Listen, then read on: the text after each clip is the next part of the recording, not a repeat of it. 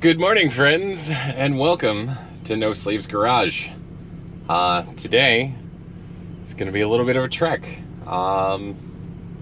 Yeah, it's been a little rough. I apologize for not having any content out for you last week. It's some of the stuff going on with my day job got a little complicated, and honestly, I got really busy, and if we're being transparent, a little bit down, and the motivation was definitely lacking a little bit. So I do apologize. Working on getting some of those things resolved. We are currently on our way in Blanche the Avalanche out to beautiful Buckeye Lake, Ohio, to pick up the Saab that, well, how do I phrase this? Kind of blew out a wheel bearing. Not a total blowout, but I was about 2.5 miles from where my parents live, and all of a sudden things in the right rear got super crunchy. I was like, oh, that's a problem. It did seem to go away a little bit with acceleration, but as soon as I dropped below 50, it started getting crunchy again, and so I'm thinking it's a wheel bearing. If not, it's some type of a fault within the brakes, which they weren't squealing or anything along those lines. But definitely there was an issue, because my aftermarket tire pressure monitors, I swear I need to remember where it is that I picked those up from, because these things are pretty awesome. They screw to the valve stem caps, and they were showing me that not only tire pressure, which pressure on all the tires looked pretty good, but they also show tire temperature, or air temperature of the air within the tire. And what ended up happening was we had the front tires were, front left was 98 degrees, right front was 102, left rear was 102, right rear was 140. So there was something going on, clearly a lot of friction being created that was making the wheel hot, that was making the tire hot, and everything along those lines. So from my house to my parents' house, it's about 37 miles, and with a bad wheel bearing, that's just not going to be a thing. So because of which, my folks always are amazing, and I borrowed my stepmom's car. She's got a Lincoln MKX. I actually tried to do a video on it, but it was so dark by the time I was coming home that I don't know if any of it's really salvageable. So I haven't even messed with any of that content. Like I said, it's been, the last 2 weeks have been a little rough, and then this morning I finally was able to find some free time, make some free time, booked a car trailer from U-Haul, thank you U-Haul, and got it loaded up in Blanche the Avalanche, or as I was getting ready to go, ran into a situation with my job, so I ended up having to go and do all of that, and then pick up the trailer from U-Haul, which is currently hitched to the back of Blanche, because of the fact that it's a rear wheel bearing and it's a front wheel drive car. I am on a full flatbed trailer, not just a tow dolly, to pick up the Saab. That way we're not dragging that wheel with the bad bearing. So bearing that in mind, dad joke, we went with a full-blown flatbed trailer, which, as I am trailering, bear in mind I've had a little experience at this point, but man, do I hate the drivers in the city of Columbus. I've had so many people just like right up on the line, and this thing, because it's designed to haul a car, is pretty much 1 lane wide. And so I've had a few spots where I've been a little bit nervous, and that's been a little frustrating. Also, while I was on my way rushing to work, I had no fuel, not enough to make it to the office. There was, well, it's a 31-gallon tank. I put in 28.5 gallons, which is normally about the time that I do fill up. Obviously in the winter, that's going to be a little bit different, because the closer you get to an empty tank, you've got fuel vapors that basically become water vapors, and those can freeze, and those can clog or block your fuel lines. But after I fueled up, I'm already frustrated. I'm trying to escalate to people that work in a corporate office that usually work Monday through Friday, not getting a lot of responses. And I turn the truck back on for fueling up, and I kick on the air conditioning.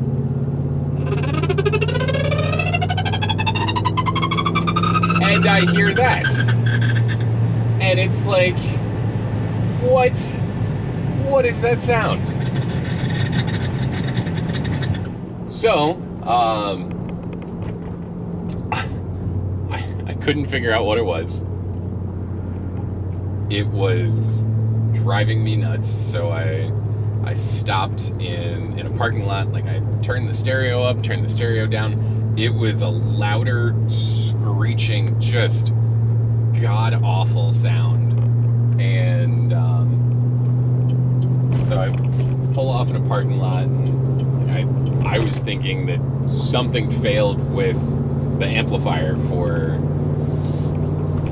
the stereo. And so I was like, all right, well, let me shut off the radio. So I shut off the radio. It still didn't have an effect. Like, am I dragging something? Did an exhaust piece fail? Because it did change with engine RPM, which was super weird too. Come to find out, it's my blower fan. No idea as to why. Actually, that's not true. I have a slight idea as to why. The previous dash panel in Blanche, so this piece up here on these trucks fails. Those panels will crack under heat, direct sunlight, whatever it may be. And I think what may have happened is a piece of that broken panel, this has since been replaced. Thank you, Dorman Parts. Dorman does make a replacement should you have one of these GMT 900s that has that cracked panel. I can double check. I might be able to find you a part number. But that being said, I think some pieces of that original panel may have cracked and fallen down into the climate control, because every once in a while I would start the fan and I would hear a crackling like it was blowing a chunk of plastic, and I have a feeling that it made its way down into the fan itself. In the auto parts industry, we also call that the hamster wheel. So I'm wondering if that's what it is that I've got a chunk of broken plastic in the hamster wheel. So when we get out to the lake, after we've hitched up the Saab, I might see if Dad wants to take a quick look with me, and we'll see whether or not that's something that's in my blower fan, or whether my blower motor, which, mind you, I replaced in the end of April, beginning of May, or if somehow my blower motor has failed already. So we shall see. It's going to be a fun adventure. It is 72 degrees outside, but inside Blanche it feels like it's 80 something. So I'm going to roll the window down and I will check in with you out at the lake, or if I see something interesting in the meantime. Alright, so, trucking along, the Blanche is doing fantastic. I mean, there's not a lot of weight right now with just that flatbed trailer, but all in all, doing okay. Fuel economy, of course, is going to pot because I am in tow haul mode, and that does adjust the shift points and try and make things where, you know, you're not absolutely dogging on the transmission. So, but I just saw something, and it just brings to mind my need to incessantly rant. As I'm coming out on I-70 here, heading east, passing, looks like the Etna exit, so that would be 310 maybe. There's a speedway out here. Price for regular fuel, $265.9. You know what I paid in Westerville? $309.9. I cannot imagine that the locality tax, because that was also at a speedway, I cannot imagine that the locality tax makes that much of a difference. And if it does, then we tax gas way too much. A few minutes later, when I was talking about the Lincoln MKX, I was also sharing some experiences with my dad's Ford Explorer. Ultimately, if I end up posting the MKX video, I'll probably just cut this out. But my dad has a 2013 Ford Explorer. Collectively, out of our family, we've owned 5 Explorers. I love the Ford Explorer. Ford Explorer is a fantastic vehicle. We've owned every generation except for the most current. My dad was the first. He had a 93 Eddie Bauer. Then my stepmom had a 2008 Limited.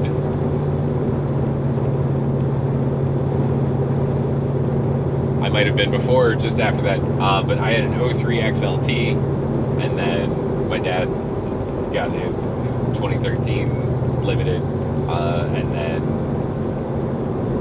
right around the time that I started thinking about doing No Sleeves Garage, to the point, if you follow me on Instagram, you may have seen the video, but I bought a 1999 Explorer Eddie Bauer, and I've got a little reel because it had a faulty oil pressure sensor, and it would just tick, and I wish I still had the video, but I ended up running some like drumline music over it as it's tapping, and it was pretty funny, so I enjoyed it. But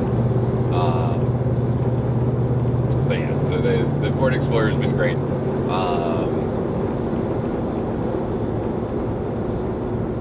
Wow.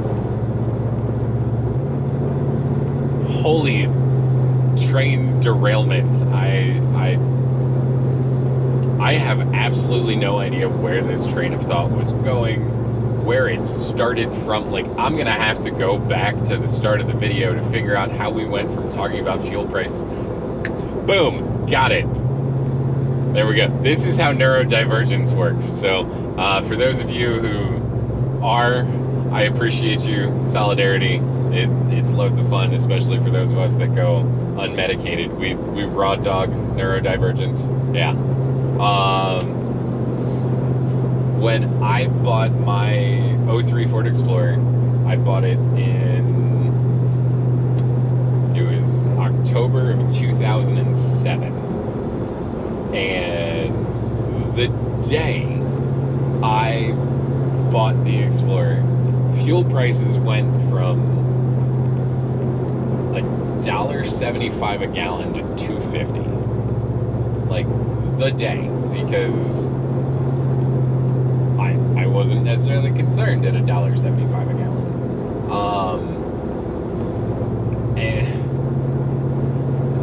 And it was because I was looking at moving to a different area. I wanted a vehicle that was going to be more reliable, and my other car was a lease, so I wanted to keep miles off when I was still, you know, coming back to visit family and everything. So, yeah, I ended up buying the Explorer, and it just about bankrupted me between paying for fuel and paying for 2 car payments and all of that. Not one of my brightest moments. So yeah, do as I say, not as I do. But yeah, that being said, we live, we learn, we lose a bunch of money, and then probably learn from that, or pretend to learn from that, and then lose a bunch of money on something else, and it's just kind of a perpetual cycle.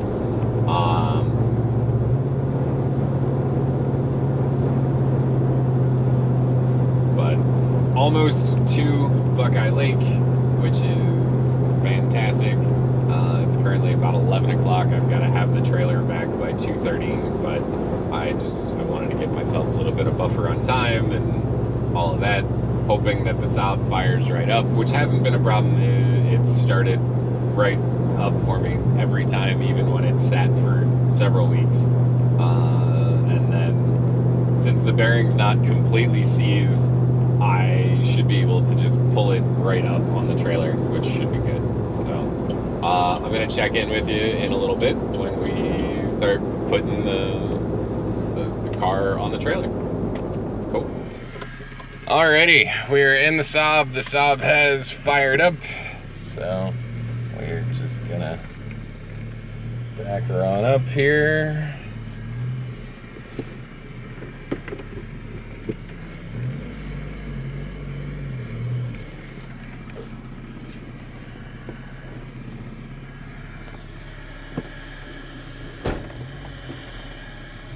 Oops. Alright, I need 2 hands, sorry.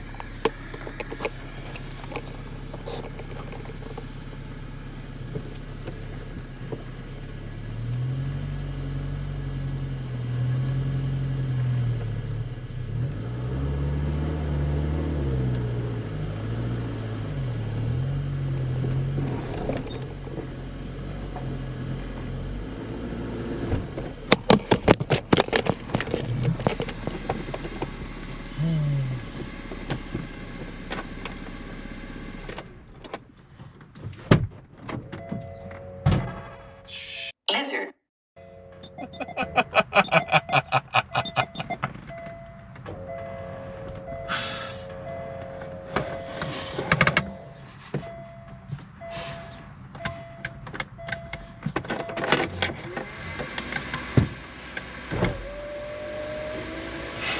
I'm gonna have to like NASCAR this, because I can't get out.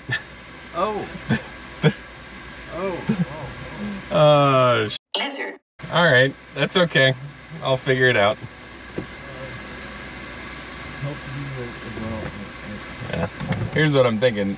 Honestly, I'm thinking I might just put the top down. Oh, just... actually, yeah.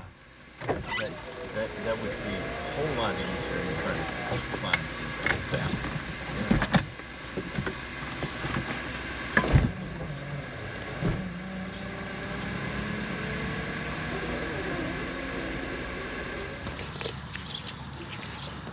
All right, so the Saab is on our trailer. After the fact, Dad did notice that there are little handles here so that you can actually fold down the fender, which is actually super convenient. So did use their chain, also used some of my own ratchet straps, just to make sure that things are looking good there. But yeah, so now we're gonna try and figure out what's going on with the blower fan, and hopefully I can have some AC for the drive home. All right, so 9:30 seconds. That's what I was looking for apparently. But we're just gonna take my watch off.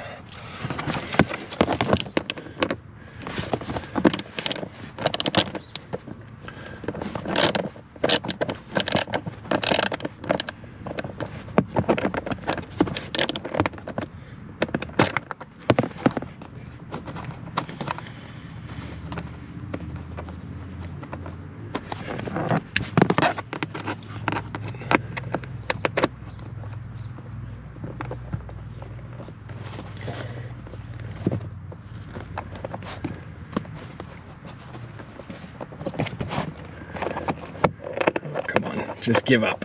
Let it go. Oh.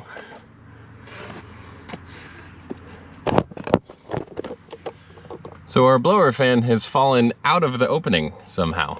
I am not sure how.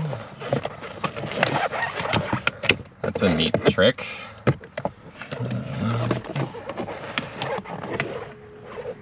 So let's try and get this back in.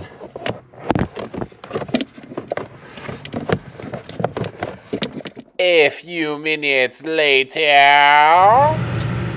Alrighty, so sit rep. We are on the road, and on the road is good. The Saab is on the trailer, top down, because I couldn't figure out how to get the door open, but my dad ended up finding afterwards that the fender folds down. I think I showed you that already. And then we took a few minutes to resolve my blower fan issue, which has definitely been an issue. Apparently one of the downsides of going aftermarket, I just didn't have it in properly, and with time it vibrated and shook and fell out. So yeah, otherwise just gonna truck my way on back to the garage, and we're gonna put the Saab away, and that's gonna be a project for another day. Pretty sure it's wheel bearing, and I was able to find the wheel bearing on Rock Auto, and Rock Auto has it for, call it a decent price, 40 bucks for a rear wheel bearing. I may check with our friends at Advance Auto. You know, Advance Auto always takes good care of me, but at the same time, we're coming down to the end of the season, so because of which it's not as critical as, you know, the Saab's probably just going to go away for the season anyway. But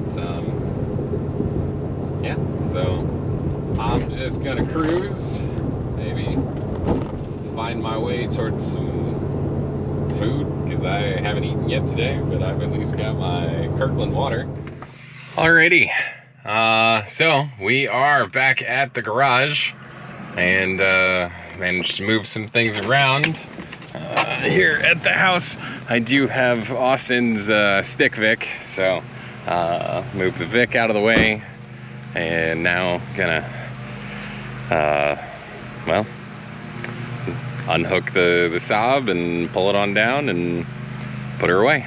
So I'm gonna probably pop the camera here somewhere at a distance, and I apologize the shirtlessness, but it's a nice shirt. I don't want to get it dirty, so I'm gonna take this shirt off.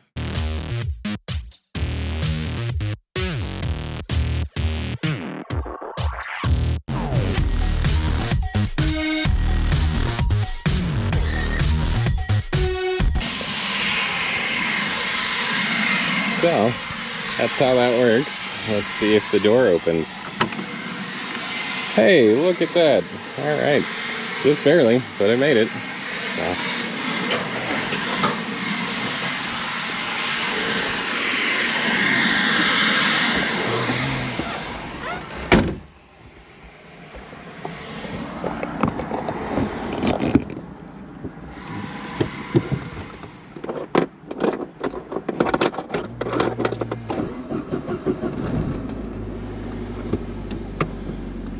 All right, and because it is the right rear wheel bearing, we're gonna pull into the garage instead of back in like I normally do.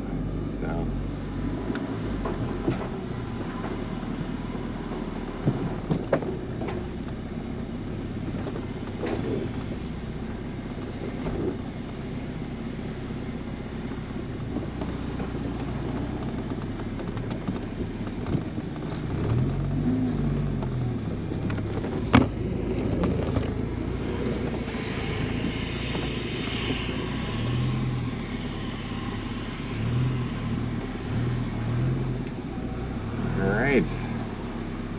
are in. So tune in again when we do this wheel bearing or whatever it may be. So thanks for watching. Like, subscribe, all of those goodies, and I'll see you soon.